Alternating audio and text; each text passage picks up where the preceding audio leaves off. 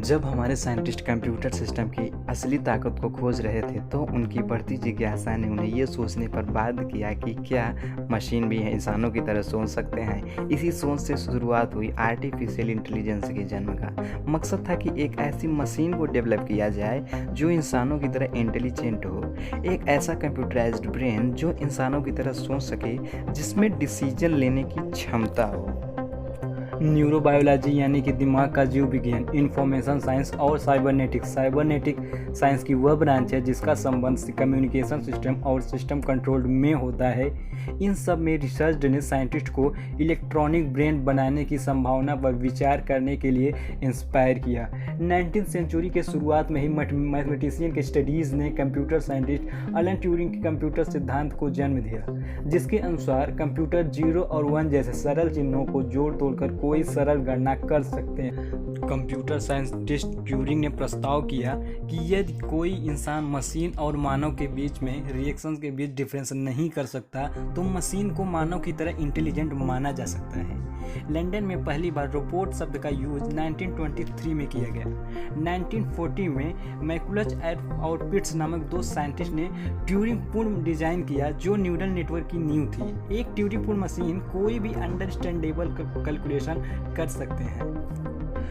Colombia university के student Isaac Asimov ने robotics शब्द 1943 में फॉर्म किया। 1950 में एलन ट्यूरिंग ने माइंड के इवैल्यूएशन के लिए ट्यूरिंग टेस्ट की शुरुआत की और कंप्यूटरिंग मशीनरी और इंटेलिजेंस को प्रकाशित किया। क्लाउड साइनन ने एक रिसर्च के रूप में शतरंज खेलने का डिटेल्ड एनालिसिस पब्लिश किया। जॉन मैकार्थी ने एआई वर्ड 1956 में कंपोज किया और कार्नेगी मेलन यूनिवर्सिटी में पहले से चल रहे एआई कार्यक्रम का प्रदर्शन किया और जॉन मैकार्थी को ही फादर ऑफ आर्टिफिशियल इंटेलिजेंस से सम्मानित किया गया। 1958 में एआई के लिए लिस्ट प्रोसेसिंग प्रोग्रामिंग लैंग्वेज का आविष्कार किया गया, जो ओल्डेस्ट प्रोग्रामिंग लैंग्वेज के रूप में जाना जाता है, जो कॉमनली एआई लैंग्वेज के लिए डेटा स्ट्रिंग इजीली मैनिपुलेट करने के लिए यूज किया जाता है। स्टैनफोर्ड रिसर्च इंस्टीट्यूट के साइंटिस्ट ने 1961 में एक रोबोट डेवलप किया जो एक्टिविटी, कॉन्सेप्ट और प्रॉब्लम से फुलफिल था। 1965 में एमआईटी के जोसेफ वेजवान ने एलिजा का निर्माण किया, जो एक इंटरेक्टिव प्रॉब्लम थी जो एक इंग्लिश कन्वर्सेशन पर चलती थी। Mechanical engineering graduate L Adams ने 1979 में पहला कंप्यूटर कंट्रोल व्हीकल बनाया जिसे स्टैनफोर्ड कार्ट के नाम से जाना। 1985 में हेरोल्ड कोहेन ने ड्राइंग प्रोग्राम ओरोन को डेवलप किया और रिलीज़ किया, जो फिजिकल आर्ट और प्रिंटेबल इमेज तैयार करने के लिए यूज किया जाता है।